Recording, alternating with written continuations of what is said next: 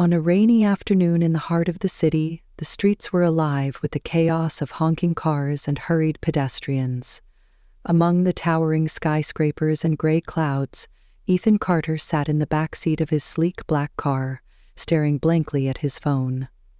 Ethan was a billionaire architect, a man whose name was synonymous with success. He had designed some of the most iconic buildings in the world, yet as he sat there in his tailored suit, surrounded by luxury, he couldn't shake the emptiness that had settled deep within him.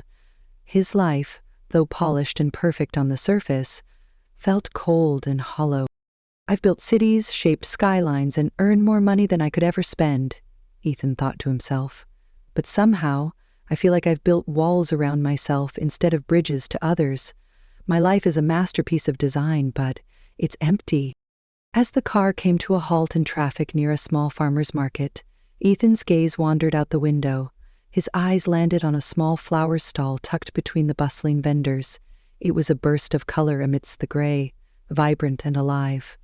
Behind the stall stood a woman, her hands carefully arranging a bouquet of flowers.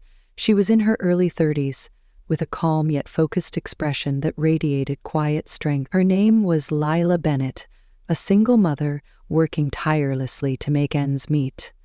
Beside her sat a young boy, no older than 6, scribbling on a piece of paper with a look of pure concentration. His laughter rang out, cutting through the noise of the city, and, for a moment, Ethan found himself captivated.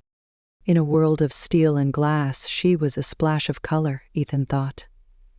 A reminder of something I'd forgotten, something real. For a moment, he hesitated. He wasn't the kind of man who stopped for small things, let alone stepped out of his car in the middle of traffic. But something about the woman and her little stall drew him in. Without fully understanding why, he told his driver to pull over and stepped out into the rain. As Ethan approached the flower stall, Lila looked up, her expression polite but guarded. She was used to customers, but this man, his expensive suit, his confident demeanor felt out of place here. Ethan picked up a bouquet of roses, their deep red petals glistening with raindrops. "These are beautiful," he said, his voice calm but curious. "How much?" $20, Lila replied simply, her tone steady. Ethan pulled out a crisp $100 bill and handed it to her. "Keep the change," he said, almost absent-mindedly. But Lila shook her head, her voice firm yet kind. "I don't take charity. It's $20, or you can leave." Ethan was taken aback, unused to being refused. A small smile tugged at the corner of his lips as he handed her the exact amount. Without another word, he turned and walked back to his car, the bouquet in hand. As he settled into his seat, he glanced back at the stall. Lila was now leaning over to help her son with his drawing, her face softening as she smiled at him. "I didn't know it then," Ethan thought as the car pulled away. But that moment, those flowers, would change everything. The next day, Ethan found himself thinking about the flower stall more than he expected. The vibrant colors, the woman's quiet strength, and the boy's laughter had left an impression on him. It was strange. He had met countless people in his life, attended glamorous events, and worked with the most influential figures in the world. Yet something about that small, unassuming stall had stayed with him. By mid-afternoon, Ethan made a decision that surprised even himself. He cleared his schedule and instructed his driver to take him back to the farmer's market. As the car pulled up, he spotted the familiar stall. Lila was there, arranging a fresh batch of flowers, her hands moving with practiced precision. Noah sat nearby, humming softly as he colored in a sketchbook. Ethan stepped out of the car, this time with a sense of purpose. As he approached, Lila looked up, her expression a mix of surprise and curiosity. "Back again?" she asked, her tone polite but cautious. Ethan smiled, picking up a bouquet of sunflowers. "I thought I'd brighten up my office," he said casually. Lila raised an eyebrow, clearly unconvinced. "Sunflowers don't exactly scream corporate," she replied, a hint of humor in her voice. Ethan chuckled, appreciating her wit. "Maybe that's the point," he said, handing her the exact amount this time. As Leela wrapped the bouquet, Noah looked up from his sketchbook and studied Ethan curiously. "Are you a businessman?" the boy asked, his voice innocent and direct. Ethan crouched down to Noah's level, smiling warmly. "Something like that. I design buildings, big ones." Noah's eyes lit up. "Like skyscrapers?" "Exactly," Ethan replied. "What about you? What are you drawing?" Noah held up his sketchbook, revealing a colorful drawing of a small house surrounded by flowers. "This is our dream house," he said proudly. "Mom says one day we'll have a garden like this." Ethan glanced at Lila, who was now busy arranging another bouquet. Her face softened as she listened to her son, but there was a flicker of sadness in her eyes. "It's a beautiful dream," Ethan said, his voice gentle. "And I'm sure you'll make it happen." Noah beamed, and for a moment the three of them shared a quiet connection. Over the next few days, Ethan found himself drawn back to the market, each visit feeling less like a coincidence and more like a choice. He didn't just buy flowers, he lingered, talking to Lila and Noah, learning about their lives. Lila, though cautious, began to notice his sincerity, especially in the way he listened to Noah's stories and admired his drawings. One afternoon, as Ethan helped Leela rearrange some flowers that had fallen over, she finally asked, "Why do you keep coming back here? You don't seem like the kind of man who buys flowers every day." Ethan paused, caught off guard by her directness. "Maybe I just like the company," he said with a small smile. Lila looked at him for a moment, as if trying to read his intentions. "Well, as long as you're not here out of pity," she said firmly. "I don't need anyone feeling sorry for me." Ethan's expression softened. "I don't pity you, Lila. I admire you. You're doing something real, something meaningful. That's more than I can say for most people I know." Lila didn't respond right away, but his words seemed to resonate with her. For the first time, she allowed herself to smile, a genuine, unguarded smile that made Ethan's heart skip a beat. As the sun began to set, Ethan prepared to leave. He turned to Noah and said, "Keep working on that dream house, okay? I want to see it when it's finished." Noah nodded enthusiastically, waving goodbye. But as Ethan walked away, Lila's smile faded slightly. She watched him go, a mix of gratitude and hesitation in her eyes. She couldn't deny that Ethan's presence had brought a sense of warmth and hope to her little stall, but a part of her still wondered, what did a man like him really want with someone like her? Over the next few days, Ethan found himself returning to the market more often than he cared to admit. Each time he bought a different bouquet, offering casual excuses like needing flowers for his office, his home, or a friend. Lila, though still cautious, began to notice his consistency. She also noticed how he always took the time to talk to Noah, crouching down to his level and asking about his drawings, or listening intently to his stories. Noah, in turn, seemed to light up whenever Ethan arrived, proudly showing him his latest sketches or asking questions about the buildings Ethan designed. One afternoon, as Ethan stood by the stall, helping Lila rearrange some flowers that had fallen over, she finally broke the silence. "Why do you keep coming back here?" she asked, her tone curious but firm. "You don't seem like the kind of man who buys flowers every day." Ethan paused, caught off guard by her directness. He glanced at her, then at the bouquet in his hands before replying with a small smile. "Maybe I just like the company." Lila raised an eyebrow, clearly unconvinced.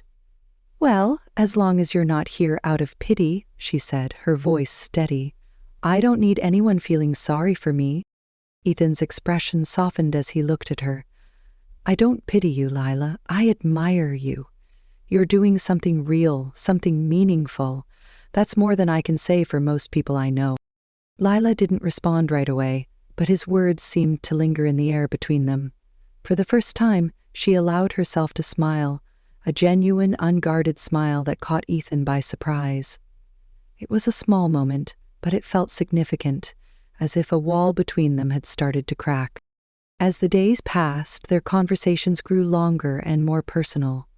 Ethan learned that Lila had moved to the city 6 years ago, shortly after Noah was born. Her husband had left them with nothing, forcing her to start over from scratch. She had always loved flowers, so she began selling them at the market to support herself and her son. It wasn't easy, but she took pride in her work and in the life she was building for Noah. Ethan, in turn, shared glimpses of his own life. He told her about his career as an architect, the buildings he had designed, and the accolades he had received. But he also admitted that, despite all his success, he often felt like something was missing. "I've spent my whole life building things," he said one evening, as the sun dipped low in the sky. "But I've never really built a life for myself." Leela listened quietly, her hands busy arranging a bouquet of lilies. "Maybe you're looking in the wrong places," she said softly, glancing up at him. Ethan smiled at her words, but before he could respond, Noah ran up to him, holding out his sketchbook. "Look, Mr. Ethan," he exclaimed. "I finished the garden for the dream house." Ethan crouched down to examine the drawing. It was a colorful, whimsical design, with flowers blooming in every corner and a small house nestled in the middle. "This is amazing, Noah," he said sincerely. "You've got a real talent." Noah beamed at the compliment, and Lila couldn't help but smile as she watched them. For a moment, everything felt peaceful, as if the three of them were in their own little world. But that peace was soon interrupted. One afternoon, as Ethan was helping Lila set up her stall, a man approached them. He was tall and rough-looking, with a smirk that immediately put Ethan on edge. Lila's face hardened as she recognized him. "Ryan," she said, her voice cold.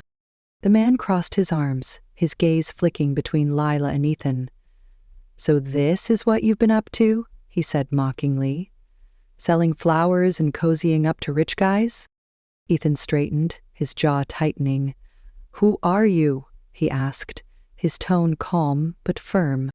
Ryan smirked. "I'm her husband, or at least I used to be." Leela's hands clenched at her sides. "What do you want, Ryan?" she demanded. Ryan's smirk widened, his voice dripping with mockery. "Just thought I'd stop by and see my boy. Looks like you've been busy playing house." Leela's hands clenched into fists, her voice trembling with anger. "You don't get to call him your son. You abandoned us, Ryan. You don't belong here."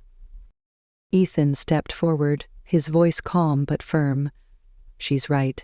You gave up that right a long time ago.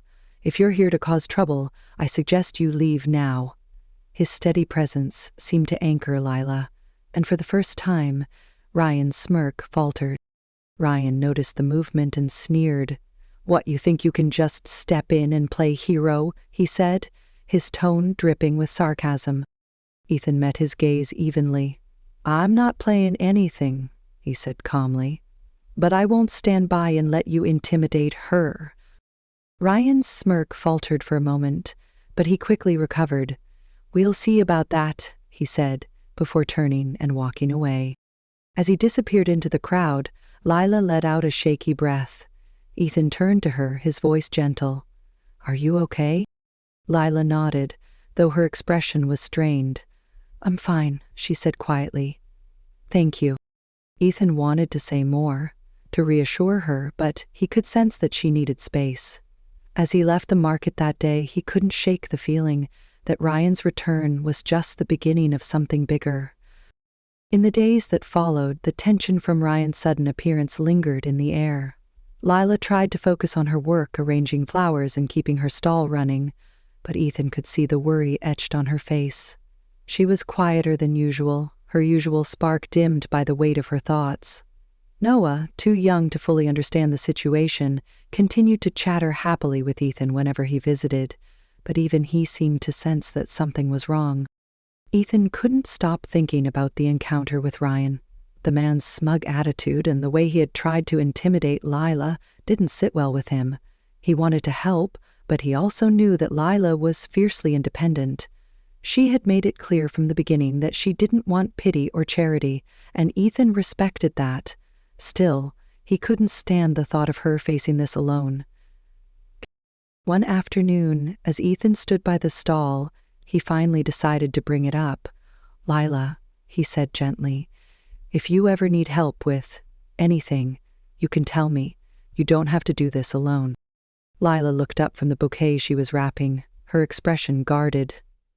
I appreciate that, Ethan, she said after a moment.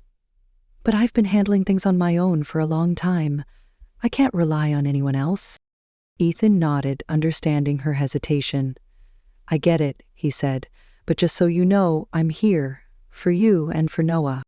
Lila's eyes softened slightly, and for a moment she looked like she might say something more. But before she could, Noah ran up to them, holding a small bunch of wildflowers he had picked from a nearby patch. Look, Mom, he said excitedly. I made my own bouquet. Lila smiled, her tension easing as she knelt down to admire her son's creation. It's beautiful, sweetheart, she said, her voice warm. Ethan watched the interaction, his heart swelling at the sight. He had never thought much about family before, but seeing Lila and Noah together made him realize how much he had been missing. But the peace was short-lived. A few days later, Ryan returned, this time with a lawyer in tow. He approached Lila's stall with a smug grin, holding a stack of papers in his hand. I'm filing for custody of Noah, he announced, his voice loud enough to draw the attention of nearby vendors. Lila froze, her face pale. You can't be serious, she said, her voice trembling. Ryan shrugged. I have every right to see my son, he said. And with the way you're living, I'm sure the court will agree that he'd be better off with me. Ethan, who had been standing nearby, stepped forward. You abandoned them, he said, his voice calm but firm. You don't get to walk back into their lives and make demands. Ryan turned to him, his smirk fading. This isn't your business, he snapped. Is now, Ethan replied, his tone steady. Lila looked between the two men, her hands shaking as she clutched the edge of her stall. Ryan, please, she said, her voice breaking. Don't do this. Noah doesn't even know you. Ryan's expression hardened. We'll see what the court has to say about that, he said before turning and walking away, leaving Lila standing there, stunned. Ethan placed a hand on her shoulder, his touch gentle. We'll fight this, he said quietly. You're not alone in this, Lila. Tears welled up in Lila's eyes, but she quickly blinked them away. I don't know how, she admitted, her voice barely above a whisper. I don't have the money for a lawyer, and I can't risk losing Noah. Ethan's gaze was steady as he said, Then let me help. I know you don't want charity, but this isn't about that. This is about protecting your son. Lila hesitated, her pride warring with her fear. Finally, she nodded, her voice trembling as she said, Okay, thank you, Ethan. Over the next few weeks, Ethan threw himself into helping Lila prepare for the custody battle. He hired a top lawyer to represent her and worked tirelessly to gather evidence of Ryan's neglect and absence from Noah's life. Lila, though still hesitant to rely on him, began to see that Ethan's support wasn't about pity, it was about genuine care. As they spent more time together, their bond deepened. Ethan became a constant presence in Lila and Noah's lives, helping at the stall, playing with Noah, and offering quiet reassurances when Lila felt overwhelmed. Slowly but surely, Lila began to trust him, letting down the walls she had built around herself. The day of the court hearing arrived, and Lila was a bundle of nerves as she sat in the courtroom, clutching Ethan's hand for support. Ryan's lawyer tried to paint her as an unfit mother, but the evidence of his absence and neglect was overwhelming. In the end, the judge ruled in Lila's favor, granting her full custody of Noah. As they left the courthouse, Lila turned to Ethan, her eyes filled with gratitude. I don't know how to thank you, she said, her voice thick with emotion. You don't have to, Ethan replied, his voice soft. I just want you and Noah to be happy. For the first time in a long time, Lila felt a sense of hope. She looked at Ethan, realizing that he wasn't just a man who had stepped into her life, he was someone she could truly rely on. In the weeks following the court victory, life began to settle into a new rhythm for Lila and Noah. The weight of Ryan's threats had lifted, and for the first time in years, Lila felt like she could breathe. Her flower stall was busier than ever, thanks in part to Ethan's frequent visits and the quiet encouragement he gave her to expand her business. One afternoon, as Lila was arranging a bouquet of tulips, Ethan arrived at the stall with a thoughtful expression. "I've been thinking," he began, leaning casually against the counter. "You've got something special here, Lila. Your flowers, your talent. It deserves more than just this little stall." Lila looked up at him, her brow furrowing slightly. "What are you saying?" Ethan smiled, pulling out a small folder from under his arm. "I've been working on something, just an idea, really." He opened the folder to reveal a set of architectural sketches. Lila's eyes widened as she took in the drawings. A charming, cozy flower shop with large windows, a small garden out front, and a sign that read, "Lila's Bloom." "Ethan," she began, her voice trailing off as she stared at the designs. "I know you've always dreamed of having your own shop," Ethan said, his tone gentle but excited. "And I want to help you make it happen. I've already found a location. It's perfect. Sunny, lots of foot traffic, and plenty of space for you to grow." Lila shook her head, overwhelmed. "Ethan, it's too much. I can't accept this." Ethan reached out, placing a reassuring hand on hers. "Lila, this isn't charity. This is an investment in you. You've worked so hard to build something beautiful, and I want to help you take it to the next level. You deserve this." Lila hesitated, her mind racing. She had spent years building her life brick by brick, refusing to rely on anyone but herself. Yet as she looked at Ethan's earnest expression and the sketches of the shop she had always dreamed of, a flicker of hope broke through her doubt. Could she trust him? Could she trust herself to let someone in? After a long pause, she finally nodded, a small smile breaking through her uncertainty. "Okay," she said softly. "Let's do it." Ethan's face lit up, and for the first time Lila allowed herself to feel the full weight of her dream coming true. The next few weeks were a whirlwind of activity. Ethan worked tirelessly to bring the shop to life, overseeing the renovations and ensuring every detail was perfect. Lila, though still hesitant to rely on him, found herself swept up in the excitement. She spent hours planning the layout, choosing flowers, and envisioning how the shop would look once it was finished. Noah, too, was thrilled. He loved visiting the construction site with Ethan, watching as the space transformed into something magical. "It's like our dream house, Mom," he exclaimed one day, holding up one of his old drawings. Lila smiled, her heart swelling with gratitude. For the first time in years, she felt like she was building a future not just for herself, but for Noah as well. Finally, the big day arrived. The shop was ready, and Ethan had planned a small opening celebration. Lila stood outside the shop staring at the sign that now bore her name. The windows were filled with vibrant bouquets, and the garden out front was blooming with color. It was everything she had ever dreamed of, and more.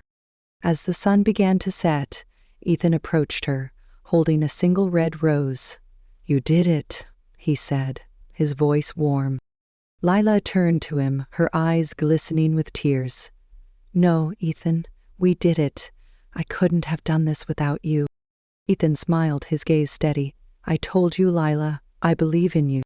The two of them stood there for a moment, the air between them charged with unspoken emotion.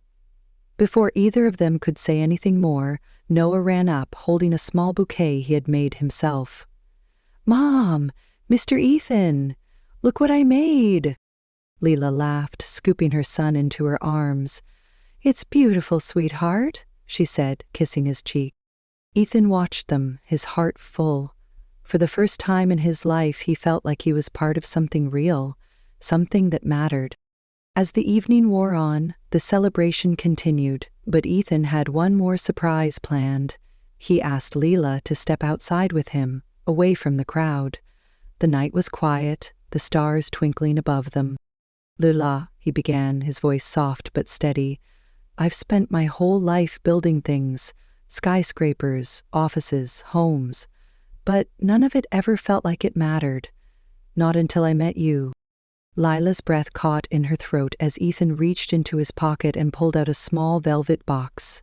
He opened it to reveal a delicate ring, simple yet elegant, just like her. "I don't just want to help you build a shop," he said, his eyes locking with hers. "I want to build a life with you. You and Noah mean everything to me. Will you marry me?" Tears streamed down Lila's face as she nodded, her voice trembling with emotion. "Yes," she whispered. "Yes, Ethan." Ethan slipped the ring onto her finger, and for the first time in years, Lila felt truly whole. Inside the shop, Noah peeked out the window, grinning as he watched the two of them embrace. "Does this mean Mr. Ethan is going to be my dad?" he asked one of the guests. The guest chuckled. "I think so, kiddo." As the night went on, the three of them stood together under the stars, their hearts full of love and hope. It was Valentine's Day, and for the first time Lila felt like she had found her forever. As another year passed, Valentine's Day arrived once again, a day that now held a special place in Lila's heart. It marked not just a celebration of love, but a reminder of how far she, Ethan, and Noah had come together. The flower shop was bustling with customers, each one eager to buy bouquets for their loved ones. Lila worked tirelessly, her hands moving quickly as she wrapped roses, tulips, and lilies in delicate paper. The shop was filled with the sweet scent of flowers and the hum of happy chatter. Ethan arrived in the late afternoon, carrying a small box of chocolates and a single red rose. He leaned against the counter, watching Lila with a soft smile as she helped a customer. When she finally turned to him, her face lit up. "Happy Valentine's Day," he said, handing her the rose. Lila took it, her cheeks flushing slightly. "Happy Valentine's Day," she replied, her voice warm. Ethan glanced around the shop, taking in the vibrant displays and the cheerful atmosphere. "You've really created something amazing here," he said. "I'm so proud of you." Lila smiled, her heart swelling with gratitude. "I couldn't have done it without you," she said softly. As the day wound down and the last customer left, Ethan surprised Lila and Noah with a special dinner he had prepared at home. The three of them sat around the table, laughing and sharing stories, the warmth of their little family filling the room. After dinner, Ethan stood and cleared his throat, drawing Lila's attention. "I have one more surprise," he said, reaching into his pocket. Lila's eyes widened as he pulled out a small velvet box. Her heart raced as he opened it to reveal a delicate necklace with a heart-shaped pendant. "This is for you," Ethan said, his voice steady, "to remind you of how much you mean to me. You've given me a life I never thought I'd have, a family, a home, and a love that's real. I wanted to give you something to show how much I treasure you." Lila's eyes filled with tears as she took the necklace, her hands trembling slightly. "Ethan, it's beautiful," she whispered. Ethan stepped behind her, gently fastening the necklace around her neck. "Not as beautiful as you," he said softly. Noah, watching from the couch, grinned. "You guys are so mushy," he teased, though his smile showed how happy he was to see his mom so loved. Lila laughed, wiping her tears as she pulled Ethan into a hug. "Thank you," she said, her voice thick with emotion, "for everything." Ethan held her close, his heart full. "Thank you for letting me be part of your life," he replied. As the evening came to a close, the three of them sat together on the couch, watching the stars twinkle outside the window. Lila leaned against Ethan, her hand resting on his, while Noah dozed off beside them. For the first time in years, Valentine's Day wasn't just another day on the calendar, it was a celebration of everything Lila had gained. As she sat on the couch with Ethan's arm around her and Noah curled up beside them, she realized that love wasn't about grand gestures or perfect timing. It was about the quiet moments, the laughter, and the unwavering support of the people who chose to stay. This was her family, her future, and her forever. And as she looked at Ethan and Noah, she knew that this was the greatest gift of all. Thank you for watching this heartfelt story on Emma's Stories. Life is full of unexpected twists, and sometimes it's the smallest moments that lead to the biggest changes. If this story inspired you, Don't forget to like, subscribe, and share it with someone who could use a little hope today. Let us know in the comments what's a moment in your life that changed everything. And don't forget to hit the notification bell so you never miss another story. Until next time, remember, love and hope are always closer than you think.